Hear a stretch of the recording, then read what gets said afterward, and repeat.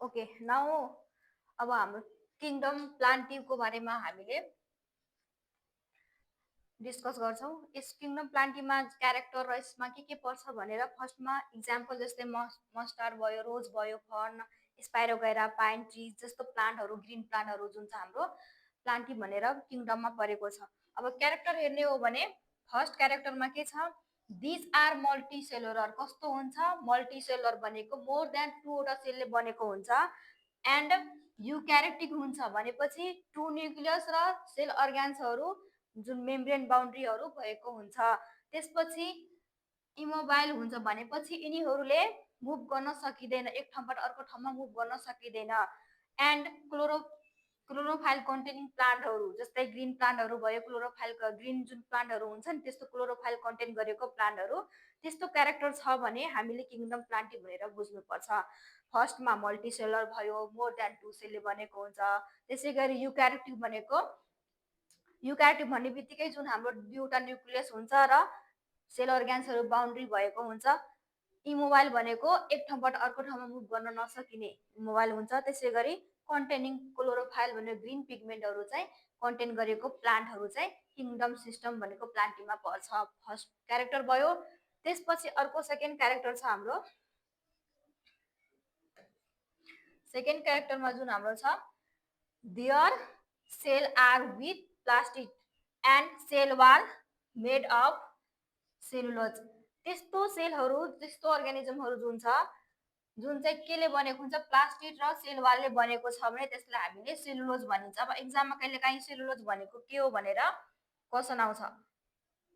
MCQ Q क्वेसनमा जस्तै भनेको multiple choice question हुन्छ भने वाट इज अ सेलुलोज भनेको के हो। अब देयर सेल विथ प्लास्टिक र सेल वाल चाहिँ त्यस्तो सेल्सहरू र प्लास्टिक र सेल वालले मिलेर बनेको छ भने त्यसलाई हामीले सेलुलोज भनेर बुझ्नुपर्छ।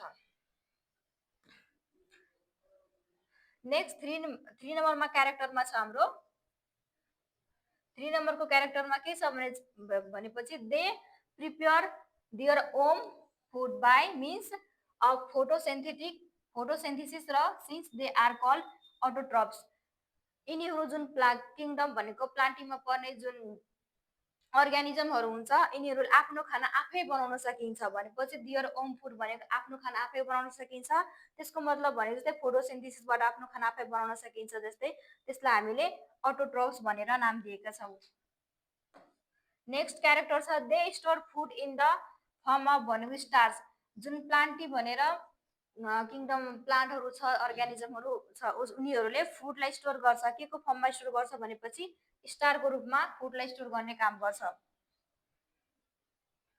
त्यसै गरी अर्को जुन छ 5 नम्बरमा, they are either non flowering हुन्छ अथवा फ्लावरिङ हुन्छ। त्यस्तो प्लान्टी भएको अर्गानिजमहरू भनेको फ्लावरिङ पनि हुन सकिन्छ, आइदर नन फ्लावरिङ पनि हुन सकिन्छ। त्यसै गरी अर्को 6 नम्बरमा छ they reproduce by the both sexual asexual मेथडबाट। त्यस्तो प्लान्टीहरू जुन छ सेक्सुअल मेथडबाट पनि रिप्रोड्युस हुन सकिन्छ, प्रोड्युस हुन्छ। त्यसै गरी अर्को जुन छ रिप्रोड्युस भनेको असेक्सुअल मेथडबाट पनि हुन सकिन्छ प्लान्टी किङडममा पर्ने अर्गानिजमहरू। जस्तै हाम्रो एक्जाम्पलमा यहाँ दिएको छ मस्टार्ड भयो, रोज भयो, फर्न भयो, स्पाइरोगैरा, त्यस्तो प्लान्टहरू जुन छ हाम्रो प्लान्टी भनेर किङडममा परेको छ, जुन चाहिँ मल्टिसेलर हुन्छ, युक्यारियोटिक पनि हुन्छ। अनि त्यसपछि क्लोरोफाइल कन्टेनिङ गरेको हुन्छ। त्यस्तो प्लान्टहरू जुन क्लोरोफाइल कन्टेनिङ गरेको हुन्छ, ग्रिन पिगमेन्टहरू प्रेजेन्ट भएको हुन्छ। अनि त्यसपछि उनीहरूले आफ्नो खाना आफै बनाउन सकिने हुन्छ। दे प्रिपेयर भनेको ओम फुड, जसलाई हामीले फोटो अटोट्रोपिक भनेर नाम दिएका छौँ।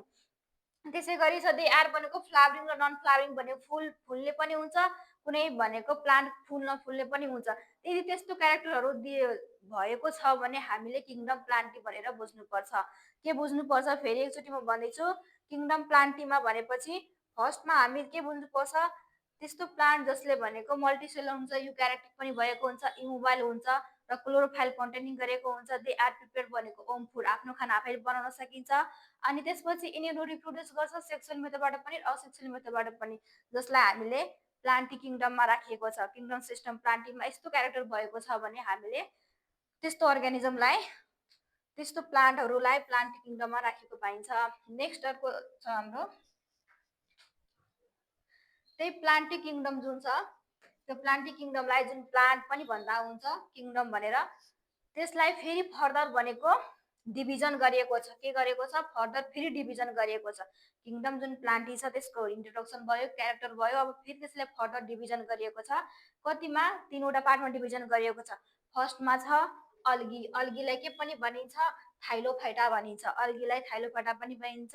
थाइलोफाइटा, ब्रायोफाइटा र ट्राइकोफाइटा भनेर 3वटा क्लास डिभिजनमा किङडम सिस्टम जुन प्लान्टी छ त्यसलाई डिभाइड गरिएको पाइन्छ। 3वटा अल्गी भयो, थाइलोफाइटा भयो, ब्रायोफाइटा एन्ड ट्राइकोफाइटा 3वटामा डिभाइड गरिएको छ। नाउ फेरि फर्दर डिभाइडेड ट्राइकोफाइटा पनि 3वटा भनेको ग्रुपमा सब डिभिजन सब क्लासमा डिभिजनमा डिभाइड गरिएको छ। सब डिभिजनमा कुन कुन छ भनेपछि फर्स्ट सब क्लास छ भनेको पेरिडोफाइटा, त्यसपछि gymnosperm and angiosperm. पेरिडोफाइटा, gymnosperm and एन्जियोस्पर्मले ट्राइकोफाइटालाई further फेरि 3वटा सब क्लासमा डिभाइड गरिएको छ। अब यो फेरि यसलाई फेरि एन्जियोस्पर्मलाई फेरि 2वटा क्याटेगोराइजमा डिभाइड गरिएको छ। के छ भनेपछि मोनोकोटिलिडन्स र डाइकोटिलिडन्स। मोनोकोटिलिडन्स र डाइकोटिलिडन्स भनेर प्लान्टमा डिभाइड गरिएको छ। अब यो सबैको बारेमा हामीले अब थाइलोफाइटा भनेको के हो, ब्रायोफाइटा भनेको के हो, ट्राइकोफाइटा भनेको के हो, यो सबै डिभिजन जुन छ नि 3टै डिभिजनको बारेमा एक एक गरी भनेर हामीले त्यसको इन्ट्रोडक्सन, क्यारेक्टरहरू पढ्छौँ। त्यसै गरी अनि पेरिडोफाइटा र गाइनोस्पर्म, एन्जियोस्पर्मको बारेमा पनि पढ्नुपर्छ। मोनोकोटिलिडन्स, डाइकोटिलिडन्स सबैको बारेमा हामीले फेरि डिस्कस गर्छौँ। Okay, now division algae. Division algae जुन छ हाम्रो किङडम भनेको प्लान्टीमा पर्छ, जुन चाहिँ डिभिजन अल्गी छ। अब यो डिभिजन अल्गी भनेको यसको क्यारेक्टरहरू छ। के क्यारेक्टर छ भनेपछि फर्स्ट क्यारेक्टर छ हाम्रो जुन अल्गी छ मोस्टली फाउन्ड इन द भनेको वाटरमा पाइन्छ। Algae are the mostly found केमा पाइन्छ? वाटरमा पाइन्छ। अल्गी मोस्टली केमा पाइन्छ? वाटरमा पाइन्छ। इन भनेको वेट एन्ड मोइस्ट एरियामा, जहाँ चाहिँ धेरै ओसिलो र मोइस्चर ठाउँ छ त्यस्तो ठाउँमा भनेको अल्गी पाइने गरिन्छ। They are mostly found in the water पाइन्छ र वेट एन्ड मोइस्ट एरियामा पाइन्छ। त्यसपछि नेक्स्ट जुन छ हाम्रो दे आर प्रिमिटिभ हुन्छ। दे आर कस्तो हुन्छ? प्रिमिटिभ टाइपको हुन्छ। प्रिमिटिभ भनेको सिम्पल टाइपको हुन्छ। प्रिमिटिभ भनेको एउटा सिम्पल स्ट्रक्चर भएको प्लान्ट भनौँ न, त्यस्तो टाइपको प्लान्ट भनेको अल्गी हुन्छ। अनि त्यसपछि देयर बडी इज थ्यालोइड टाइप्स। यो थ्यालोइड भनेको दोस टाइप्स विच द डिफ्रेन्सिएटेड भनेको स्टिम पनि डिफ्रेन्सिएटेड गरेको हुँदैन। स्टिम, रुट अनि त्यसपछि डिफ्रेन्ट पार्ट्सहरू हुन्छ नि प्लान्टहरूमा, त्यस्तो डिफ्रेन्सिएटेड गरेको छैन भने त्यसलाई थ्यालोइड टाइपको भनिन्छ अब अल्गीहरू। त्यसै गरी अर्को जुन छ हाम्रो दे आर भनेको बोथ युनिसेलर पनि हुन्छ। जुन अल्गी डिभिजन भएको हाम्रो प्लान्टीभित्र पर्छ अल्गी डिभिजनमा, यो चाहिँ बोथ युनिसेलर एउटा सेलले पनि बनेको हुन्छ। अनि त्यसपछि मल्टिसेलर भनेको मोर देन 2 सेलले पनि बनेको हुन्छ।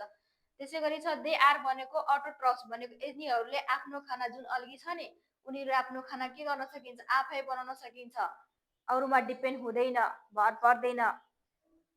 त्यसै गरी स्टोर फुड इन द भनेको फर्म अफ स्टार्च। यिनीहरूले फुड जुन छ नि अल्गीहरूले फुडलाई के को रूपमा स्टोर गरेर राख्छ? स्टारको रूपमा स्टोर गर्छ। जस्तै हामीले खाएको जुन फुडहरू छ त्यसबाट हाम्रो बडीले एनर्जी अब्जर्भ गरेको छ नि हो, यिनीहरूको केसमा पनि जुन डिभिजन अल्गी छ यिनीहरूले जुन खाएको फुडहरू छ स्टारको रूपमा स्टोर गरेर राख्छ हाम्रो बडीमा। त्यसै गरी अर्को जुन छ हाम्रो 5 नम्बरमा भास्कुलर टिस्युज।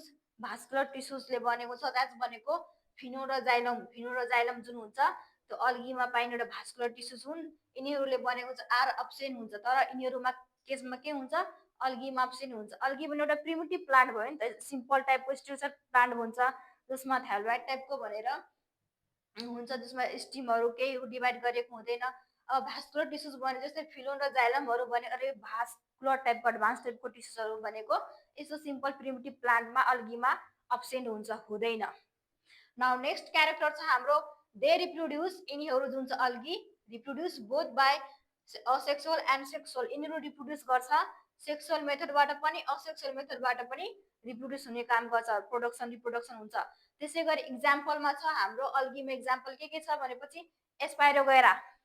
त्यसै गरी स्पाइरोगेरा भयो, अनि युलोथेरिन भयो, भल्सर, यो भनेको सबै हाम्रो अल्गी भनेर प्रजातिको नाम हो। अल्गी जुन अल्गीहरू पर्छ नि त्यस्तो प्रजातिको नाम भनेको स्पाइरोगेरा भयो, अनि त्यसपछि युलोथेरिन भयो, त्यसपछि भल्भस भयो, त्यस्तो नामहरू डिभिजन भनेको अल्गीमा पर्छ। अब यति क्यारेक्टरमा हामीले अब write down the any 4 character, write down the any 3 character of division of भनेको अल्गी भनेर भन्यो भने यस्तो हामीले 3-4वटा character mostly they are found भनेको कहाँ पाइन्छ? मोस्ट वाटरमा पाइन्छ, वेट एरियामा पाइन्छ, यिनीहरू प्रिमिटिभ प्लान्ट भएको हुन्छ, अटोट्रोफिक भएको हुन्छ, यिनीहरूमा भास्कुलर टिस्युहरू जस्तै जाइलम भयो, फिनोनहरू के हुन्छ? अब्सेन्ट भएको हुन्छ। जस्तै इक्जाम्पल स्पाइरोगाइरा भयो, अनि भल्मक्सहरू भयो, त्यस्तो इक्जाम्पलहरू 3-4वटा क्यारेक्टर लेख्दा पनि पुग्छ। हामीले यति मात्रै बुझ्नुपर्छ, यिनीहरू भनेको प्रिमिटिभ प्लान्ट हुन्छ र मोस्टली वाटर र मोइस्ट ठाउँमा पाइन्छ र अटोट्रोफिक हुन्छ। 3-4वटा पोइन्ट बुझ्नु पर्छ, त्यति मात्रै हो। नाउ नेक्स्ट छ डिभिजन भनेको यो फर्स्ट डिभिजन भयो है।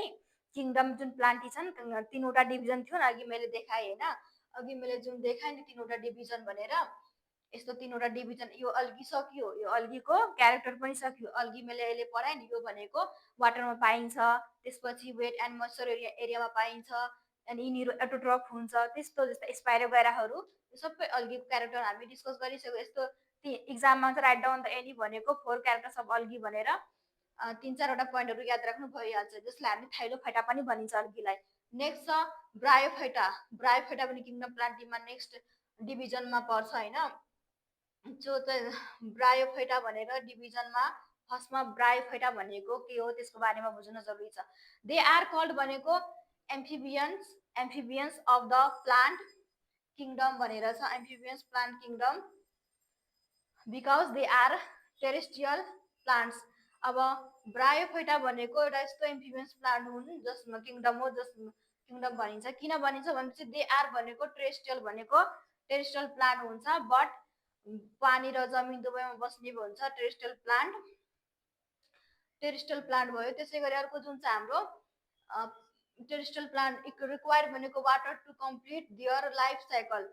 यिनीहरू जुन छ ब्रायोफाइटाले वाटरलाई कम्प्लिट रूपमा लाइफ साइकलको जुन ब्रायोफाइटाको लाइफ साइकल हुन्छ कम्प्लिट रूपमा वाटर चाहिँ रिक्वायर गर्ने काम गर्छ। त्यसै गरी अर्को जुन छ हाम्रो सेक्सुअल रिप्रोडक्सनबाट यिनीहरूले रिप्रोडक्सन हुने काम गर्छ ब्रायोफाइटा पर्ने प्लान्ट अर्गानिजमहरूमा। नेक्स्ट अब क्यारेक्टरिस्टिक्स अफ ब्रायोफाइटा। ब्रायोफाइटाको यो जुन हाम्रो ब्रायोफाइटा छ डिभिजन जुन प्लान्टीमा परेको किङडम सिस्टम प्लान्टीमा परेको जुन हाम्रो सब डिभिजनमा परेको छ नि ब्रायोफाइटा, त्यसको क्यारेक्टरहरू। ब्रायोफाइटा कस्तो हुन्छ भने यहाँ हामी पढिसक्यो, एम्फिबियन प्लान्टहरू हुन्छ, टेरेस्ट्रियल पनि हुन्छ, अनि त्यसपछि सेक्सुअल रिप्रोडक्सनबाट प्रोडक्सन गर्छ। अब फेरि हामीले यसको मेन क्यारेक्टरहरू के छ भनेर बुझ्न जरुरी छ। फर्स्ट क्यारेक्टरमा के छ भनेपछि ब्रायोफाइटा मोस्टली ग्रो इन भनेको मोइस्ट वा वेट एरियामा पाइन्छ। जुन ब्रायोफाइटा छ त्यो ब्रायोफाइटा भनेको मोस्टली प्राय गरेर भनेको जुन मोइस्चर भनेको ओसिलो जुन ठाउँ छ पानी अब्जर्भ भएको ठाउँहरूमा उनीहरू ग्रोथ हुने काम गर्छ, बढ्ने डेभलपमेन्ट हुन्छ। त्यसै गरी स्याडी प्लेसहरूमा पनि पाइन्छ।